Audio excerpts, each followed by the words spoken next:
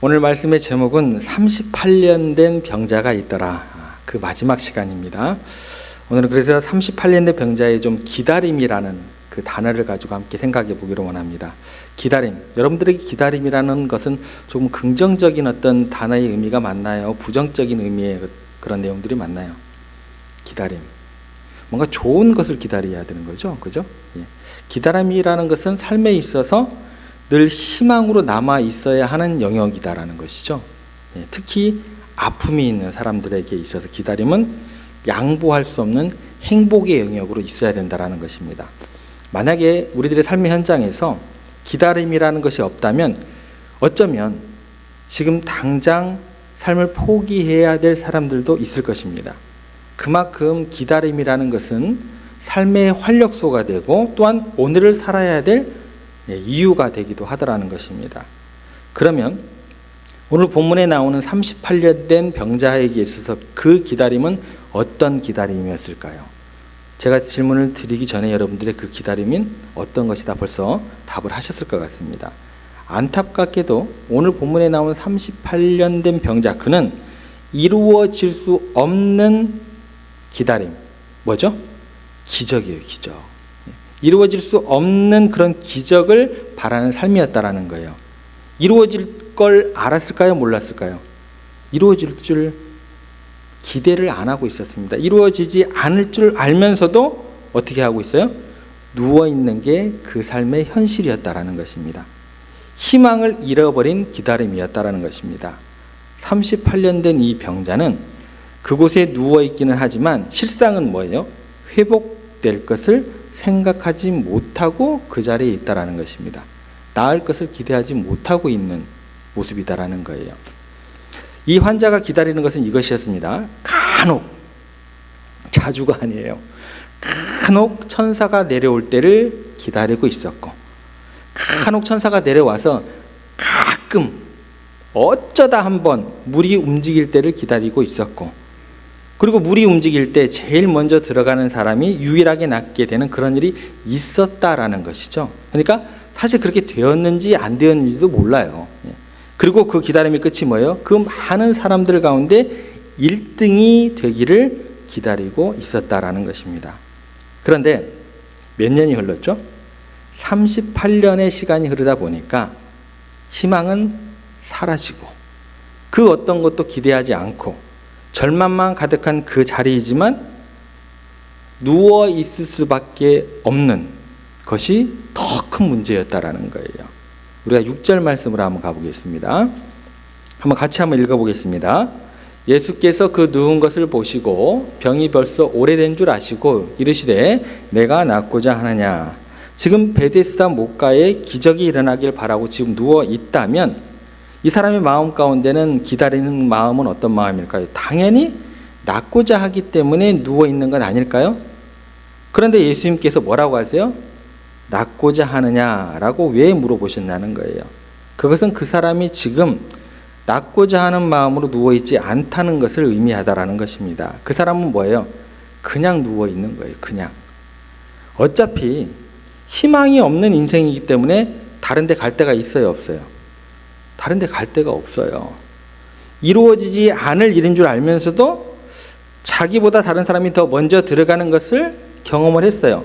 38년 동안 실패를 경험하고 있으면서도 그 자리를 뜰 수가 있어요, 없어요? 없어요. 왜 그랬을까요? 다른 방도가 없어요. 다른 대안이 없는 거예요. 이 사람의 아픔이 때론 우리의 아픔이기도 합니다. 여러분의 삶에서 더 이상 희망이 없는 줄 알면서도 우리는 그냥 계속 반복해야 되는 일들이 있습니다. 도저히 고칠 수 없는 질병, 또 성격의 문제, 잘못된 삶. 그런다고 우리가 사랑하지 않는 건 아니에요. 사랑은 해요. 그런데 고쳐질 가망성도 없고 그렇다고 포기할 수도 없는 우리들에게 아픔들이 누구나에게 한 가지씩은 다 있다라는 것입니다. 가끔 병원 신방을 하다 보면 고칠 수 없는 병이라는 것을 환자 본인도 알고 가족도 알고 의사 선생님도 압니다. 그럼에도 불구하고 태어나지 못해요. 효성이 지극한 자녀들은요, 그래도 수술이라도 해달라고, 수술해도 살 가망성이 없다고 하는데도 어떻게 해서든 수술이라도 해달라고. 그런 어떤 안타까운 어떤 몸부림이 우리 가운데 종종 경험되어지기도 하더라는 것입니다. 그래서 우리 인간은요, 희망이 없는 곳에서 희망을 만들어가면서 살아가야 하는 존재들이라는 거예요. 그렇게 살아가고 싶어 하는 존재들이라는 것입니다. 그래서 사회심리학자 에리 프롬은 인간을 정의하기를 호모 에스페란스라고 이야기를 합니다. 즉 희망하는 인간이라고 이야기를 해요. 인간은 꿈과 희망을 가진 존재다라고 이야기를 했습니다. 이게 정확한 어떤 것인지 저는 이해가 안 돼요. 근데 심리학자들이 실험을 했다고 합니다. 쥐를 가지고 항아리 속에 쥐를 넣고 빛을 완전히 차단한 흑암 속에 두면 어느 정도 버틸 것 같으세요? 여러분 생각에는? 쥐가 3분 정도밖에 생존하지 못한다고 합니다. 이게 진짜 실험 결과인가 저는 좀 의심이 되긴 해요. 근데 어차피 그렇게 나와 있어요. 희망을 못 가지고 아예 그들은 포기해버린다고 합니다. 그들이 아니구나. 쥐들이 포기해버린다고 해요. 그런데 항아리 속에 쥐를 넣고 빛을 계속해서 조금이라도 던져주면 36시간이나 생존하였다고 그런 어떤 결과가 있습니다. 사람은요 더욱더 그렇다라는 거예요. 인간은 희망을 만들어 가면서라도 생존하기를 원하다라는 거예요. 그래서 이미 해답의 희망이 없는 줄 알면서 인간들은 계속해서 어떤 학문을 항상 연구하는 줄 아세요? 철학. 어떻게 해서든지 우리들의 어떤 그 어려움에 대한 어떤 그런 직면한 문제에 대한 철학적으로 계속해서 해결하기를 원해요. 그런데 해답이 없어요. 계속해서 쳇바퀴만 도는 어떤 철학에 대한 연구들이 진행이 되더라는 거예요. 종교는 어떨까요? 길이 없는 줄 알면서도 길이 안 보이니까 어떻게 하냐면 스스로 뭐예요? 스스로에게 막 고행을 해요. 막 채찍으로 막 때리고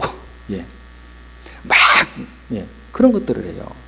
안 보이니까 스스로 고행을 하면서 뭔가를 추구해야 되는 종교인들이 수행하는 모습은 그런 해답이 없는 그런 안타까운 절규의 모습 그대로가 반영이 되더라는 거예요. 우리들의 관계를 보더라도 마찬가지입니다. 아무리 몸부리쳐도 아무리 애타게 애원해도 결코 자기에게 돌아오지 않을 사람에게 끝까지 매달리는 그런 우리들의 안타까움도 종종 경험을 하게 됩니다. 이런 것들이 바로 희망이 없는 기다림 속에서 뭔가 그래도 기적이 일어나겠거니 하면서 바라보는 우리들의 모습의 현상이 되더라는 것입니다. 요즘 중고등학교 아이들에게, 요즘은 이게 더 낮아졌다 그래요. 초등학교 아이들도 같이 적용이 된대요. 너 꿈이 뭐냐라고 물어보면 그 아이들 가운데 소수의 아이들은 자기 나름대로 그런 어떤 희망을 가지고 꿈을 가지고 이야기를 한다고 합니다. 그리고 준비를 한다고 합니다. 그런데 나머지 대부분은 뭘까요? 그들의 희망이요. 전부 다 연예인 되겠다. 연예인이 되겠다라는 거예요. 그런데 여러분들도 아시다시피 연예인이 되고 또 그 길에 들어서서 정말 눈에 띄는 스타가 된다라는 것은 뭐예요? 진짜 스타 따는 거예요. 별 따는 거하고 똑같다라는 거예요. 이거는 뭐예요? 하늘이 내린 은혜가 아니면 이건 불가능한 거예요. 뭐예요? 기적이에요. 기적. 근데 기적이라는 단어의 뜻이 뭔 줄 아시죠? 일반화되어지 않기 때문에 뭐예요? 기적이에요. 기적이라는 것은 일반화되어지지 않았기 때문에 기적입니다. 이게 누구에게나 이루어진다면 그것은 뭐예요? 이미 기적이 아니에요. 그런데 모든 사람이 그 기적 같은 일을 일반화시켜서 생각하면 어떤 부작용이 생길까요? 모든 아이들이, 모든 사람들이, 그 사회 전체가 일반화되어지지 않는 일을 기다리면 어떻게 돼요?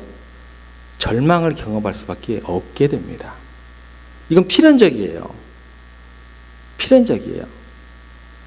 여러분, 베데스다 목가의 환자처럼 일어나기 힘든 일을 막연히 희망이 없이 그냥 기다리고 산다면 이것처럼 고통스러운 삶이 없다라는 거예요. 그런데요, 이 세상 가운데 그렇게 고통스러운 삶을 살아가고 있는 그 삶의 현장 가운데 놀라운 일이 일어나게 됩니다. 희망이 없는 기다림, 절망에 처한 사람에게 기적이 진짜 일어나게 됩니다. 베데스다 목가의 많은 환자들 중에 가장 오래된 사람이 38년 된 사람이었어요. 가장 희망이 없고 아무도 돌아보지 않는 이 사람이 갑작스럽게 치유의 은혜를 입게 되었다라는 거예요. 기적이 일어난 거예요. 기적이 일어난 거예요. 8절 9절 말씀 저희가 한번 가보겠습니다. 함께 읽습니다. 시작. 예수께서 이르시되 내 자리를 들고 걸어가라 하시니 그 사람이 곧 나아서 자리를 들고 걸어가니라. 이날은 안식이니. 기적이 일어났어요. 근데 여기에서 우리가 주목해야 될 것이 있습니다. 어떻게 이 사람이 지금 갑자기 38년 동안 아무 일도 일어나지 않다가 38년 만에 갑자기 자리를 들고 일어나 걸어갔냐라는 거예요. 그 방법이 뭐였을까라는 것입니다. 질문 드릴게요. 이 사람이 자기를 막 힘들게 했어요? 고행을 했어요?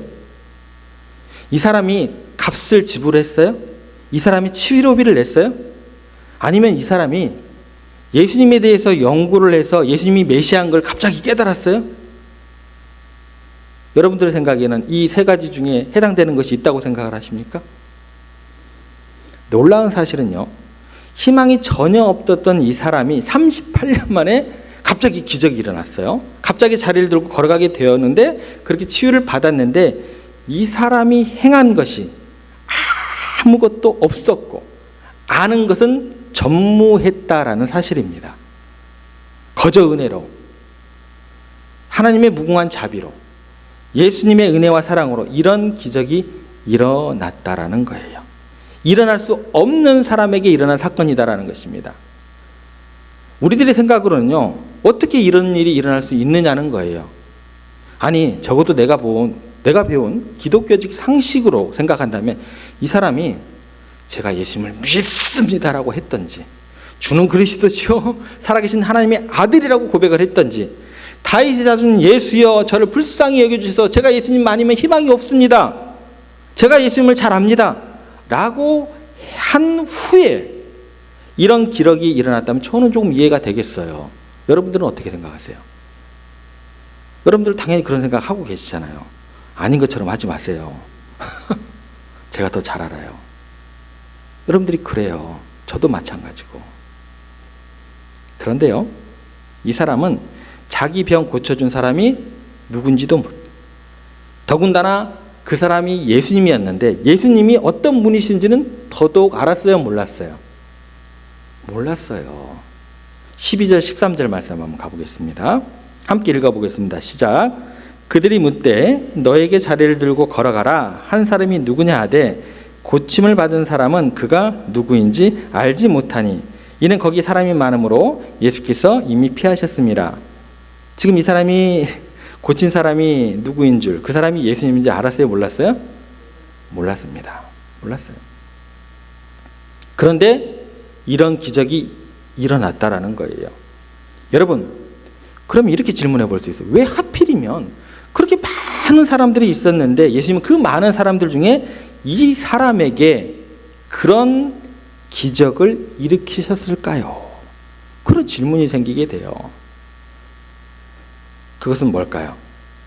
여기에 앉아있는 여러분들이나 여러분은 한 사람 한 사람에게 무한한 가능성을 열어주시기 위한 예수님의 메시지가 됩니다. 이 무한한 가능성이 여기서 끝이 안 나요. 더 폭넓고 깊게 확장이 됩니다. 어디까지 확장이 되는가 우리가 한번 살펴볼게요. 15절 16절 보시기 바랍니다. 제가 읽겠습니다. 그 사람이 유대인들에게 가서 자기를 고치는 예수라 하니라. 그러므로 안식일에 이러한 일을 행하신다 하여 유대인들이 예수를 박해하게 된지라.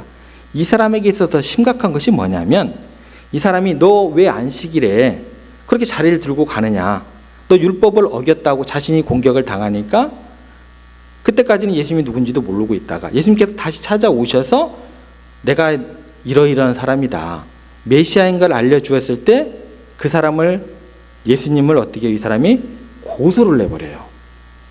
내가 아니라 예수라는 사람이 원인 제공자입니다라고 고자질을 해요. 가족에게까지 버림받고 아무도 돌봐주지 않을 만큼 힘든 지경에서 그렇게 파괴된 인격체로 있을 그때 받은 그 무한하신 은혜마저 그냥 깡그리 잊어버릴 정도로 그렇게 형편없었던 사람이었다라는 거예요. 그럼에도 불구하고 예수님께서는 무한한 사랑과 긍휼로 이 사람을 어떻게 해요? 완전하게 치유해 주셨다라는 거예요. 충격이시죠? 여러분, 이 사건을 통해서 주님께서 말씀하고 싶은 것은 명확합니다. 누구든지 희망이 있다. 기적 같은 희망, 이루어질 수 없는 희망을 바라는, 아무리 가난해도, 아무리 별 볼 일 없어도, 비참한 인생이어도 하나님의 은혜와 자비로 얼마든지 우리에게는, 인간들에게는 가능성이 열려있다. 하나님의 나라는 그렇게 열려진 나라다. 누구에게나 희망이 있다고 말씀해 주십니다. 여러분, 너무나 많은 사람들이 우리를 사랑한다고 하지만 능력이 없습니다. 능력 있는 사람은 어떨까요? 또 능력 있다고 하는 사람들은 사랑이 없어요. 그 능력 가지고 사랑이 없기 때문에 행하는 게 뭘까요? 나쁜 일을 제대로 해요. 능력이 없고 사랑이 없으면요, 그 사람은 악을 행하게 되어 있습니다. 그래서 우리는 이러나 저러나 살아가면서 느끼는 게 뭐예요? 아프고 억울하고 힘들고 고통스럽기만 하더라는 거예요. 이러나 저러나 세상 풍파가 우리를 가만히 두질 않더라는 거예요. 그런데 우리 주님께서는 절대적인 사랑으로 또 절대적인 능력으로 우리의 조건과 상관없이, 우리의 형편과 상관없이, 우리의 처해진 상황과 상관없이 우리를 능히 구원하시고 치유할 수 있는 전능자이심을 여러분들은 믿으셔야 합니다. 그 사람에게 요구된 조건은 아무것도 없었어요. 아무것도 없었어요. 예수님의 자비하심으로 희망이 없던 그 사람에게 절대적인 희망이 생겼다라는 거예요. 마찬가지로 우리가 희망이 없는 기다림 속에 있다 할지라도 더욱 하나님 앞에 더욱 더 나아가시면서 더욱 주님 나를 불쌍히 여겨주시옵소서, 주님의 자비만을 더욱 구해야 할 것입니다. 오직 하나님의 크신 긍휼로 예수님의 사랑의 그 능력으로, 사랑과 그 능력으로 우리에게 새로운 소망이, 그런 기적이 열릴 줄 믿습니다. 이런 놀라운 은혜가요, 성경에서 곳곳에 기록되어 있습니다. 요한복음 7장 37절에 가시면 이렇게 기록되어 있습니다. 명절 끝날 곧 큰 날에 예수께서 서서 외쳐 이르시되 누구든지 목마르거든 내게로 와서 마시라. 누구든지 목마르거든 내게로 와서 마시라 할 때 처음 시작이 뭐예요? 누구든지예요. 누구든지. 부유한 사람이나 가난한 사람이나 병든 사람이나 내 스스로 죄인이라고 생각하는 그런 사람이나 절망에 있는 사람일지라도 누구든지 뭐예요? 희망이 있다라는 거예요. 한 구절 더 볼까요? 이사야 55장 1절입니다. 오호라 너희 모든 목마른 자들아 물로 나아오라. 돈 없는 자도 오라. 너희는 와서 사 먹되 돈 없이 값 없이 와서 포도주와 젖을 사라. 누구든지 뭐라고 나와요? 돈 없는 자도 와서 값 없이 포도주와 젖을 사라라고 말씀하십니다. 지불하려고 생각하지 마세요. 그거는 그 순간 여러분들 시험에 걸려들어서 우리 가운데 넘치는 것은 뭐예요? 자원함이어야 돼요. 그 사랑에 감격함이어야 돼요. 값없이 받았다. 값없이 받았다. 누구든지. 이것이 가능한 이유가 뭐예요? 주님께서 우리 대신 대가를 치루어 주셨기 때문이다라는 것입니다. 우리나라 기독교 초창기에 있었던 일입니다. 선교사님이 이제 어느 마을을 들어갔는데 청어장수 아저씨가, 근데 청어가 뭐예요? 생선이, 저 생선인 건 알아요. 근데 청어라고 이렇게 나와 있어요. 청어를 이제 한 판 치고 싱싱하고 물 좋은 청어 사세요, 청어 사세요 이렇게 외쳤다고 합니다. 선교사님이 그 청어 한 마리 얼마입니까? 그랬더니 한 냥이라고 이야기를 했어요. 청어의 마리를 세보니까 27마리였어요. 선교사님이 27냥을 다 내고 청어를 몽땅 다 샀습니다. 그리고 청어장수에게 이야기를 합니다. 나는 딱 2마리만 필요하니까 2마리만 가지고 갈 테니까 나머지 25마리는 그냥 돈이 없어서 청어를 먹고 싶지만 못 사 먹는 사람들에게 나눠주세요 라고 말하고 가버렸습니다. 청어장수가 되게 정직한 분이라서 그걸 다시 돈 주고 팔지 않고 동네 사람들이 다 듣도록 외쳤습니다. 물 좋고 싱싱한 청어 공짜로 드립니다. 가져가세요. 사람들이 나왔을까요? 안 나왔을까요? 어쩜 그렇게 잘하세요? 그 말을 곧이곧대로 듣고 나온 사람이 한 사람도 없었다고 합니다. 내다보지도 않았대요. 여러분, 2023년 올 한 해 얼마나 힘이 드셨습니까? 얼마나 지치셨습니까? 얼마나 남 모르는 고통 가운데서 기도의 제목을 하나님께 올려드리셨습니까? 하지만 청어장수의 외침을 듣고 믿지 않았던 사람들과 다르게 하나님의 은혜와 사랑을 여러분들은 기억하시면서 올 한 해 하나님 앞에 더욱더 나아오셨고, 아무리 힘들어도 그 하나님을 바라보셨고, 하나님을 떠나지 않으신 여러분들에게 참 감사를 드립니다. 하나님은 여전히 오늘도 여러분들의 아버지가 되십니다. 그 아버지 하나님의 부르심에 응답하시면서 계속해서 그 하나님을 바라보시기를 바랍니다. 계속해서 그 하나님 아버지를 기대하시기 바랍니다. 내게 어떤 조건이 필요한 것이 아니구나, 그 절대적인 하나님의 긍휼 안에 거하시는 여러분들 되시기를 소망합니다.